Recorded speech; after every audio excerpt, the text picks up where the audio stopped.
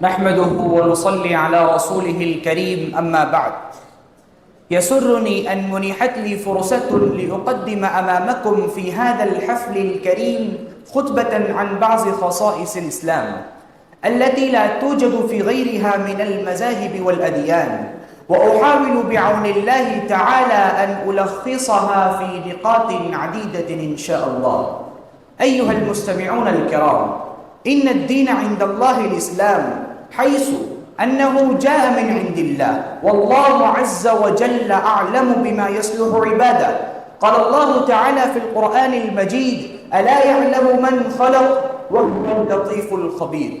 الثاني، والله يبين في القرآن عن بداية الإنسان ونهايته والغاية التي خلق من أجلها: يا أيها الناس اتقوا ربكم الذي خلقكم من نفس واحدة وخلق منها زوجها وبث منهما رجالا كثيرا ونساء، وقال أيضا: منها خلقناكم وفيها نعيدكم ومنها نخرجكم تارة أخرى، وقال أيضا: وما خلقت الجن والإنس إلا ليعبدون.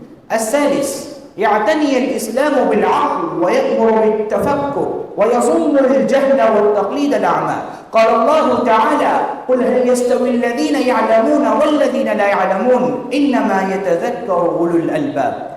الرابع، الإسلام عقيدة وشريعة، فهو كامل في عقيدته وشرائعه، فليس دينا فكريا فحسب، بل هو كامل في كل شيء مشتمل على العقائد الصحيحة والمعاملات الحكيمة والأخلاق الجميلة، فهو دين فرد وجماعة ودين الآخرة والأولى.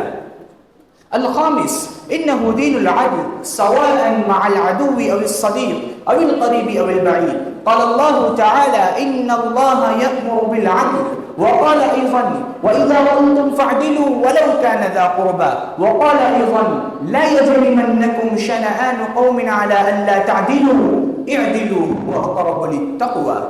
السادس، الإسلام دين الأخوة الصادقة، فالمسلمون إخوة في الدين، ولا تفرقهم البلاد والجنس ولا اللون ولا طبقية في الإسلام ولا عنصرية، ومعيار التفاضل فيه يكون بالتقوى. الإسلام دين العلم، فالعلم فريضة على كل مسلم ومسلمة، والعلم يرفع صاحبه إلى أعلى الدرجات. قال الله تعالى: يرفع الله الذين آمنوا منكم والذين أوتوا العلم درجات.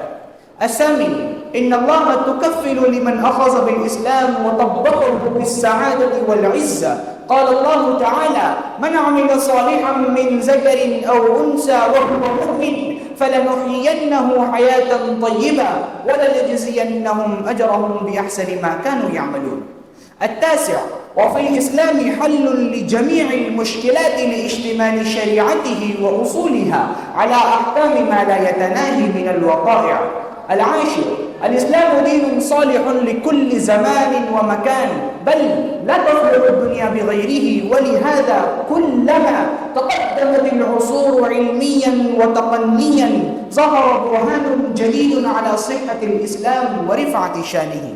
الحادي عشر، الإسلام دين الحزم والجد والعمل، حيث روي من أبي هريرة رضي الله عنه أنه قال: قال رسول الله صلى الله عليه وسلم: المؤمن القوي خير وأحب إلى الله من المؤمن الضعيف، وفي كل خير علينا أن نحرص ما ينفعنا، فإن أصابنا شيء فينبغي ألا نقول لو أني فعلت كذا وكذا، ولكن قل قدر الله وما شاء فعل، فإن لو تفتح عمل الشيطان. الثاني عشر، الإسلام يدعو إلى حسن الأخلاق والأعمال، حيث قال الله عز وجل: لا تستوي الحسنة ولا السيئة، ادفع بالتي هي أحسن فإذا الذي بينك وبينه عداوة كأنه ولي حميم.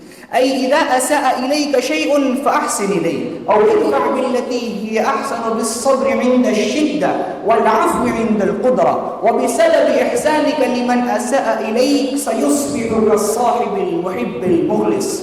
الثالث عشر، الإسلام يحفظ العقول، ولهذا حرم الخمر والمخدرات وكل ما يؤدي إلى فساد العقول. الرابع عشر، وكذلك الإسلام يحفظ الأموال، ولهذا حث الأمانة وأثنى على أهلها ووعدهم بطيب العيش ودخول الجنة، وحرم السرقة وشرع حد السرقة بقطع يد السارق حتى لا يتجرى أحد من سرقة أموال الآخرين، فإذا لم يرتدع خوفا من عقاب الآخرة ارتدع خوفا من قطع اليد. الخامس عشر، الإسلام واضح وسهل الفهم لكل أحد، ودين مفتوح لا يغلق في وجه من يريد الدخول فيه. السادس عشر، الإسلام دين المحبة والاجتماع والرحمة والألفة، حيث روي عن النبي صلى الله عليه وسلم قال: مثل المؤمنين في توادهم وتراحمهم وتعاطفهم كمثل الجسد، إذا اشتكى منه عضو تداعى له سائر الجسد بالسهر والحمى.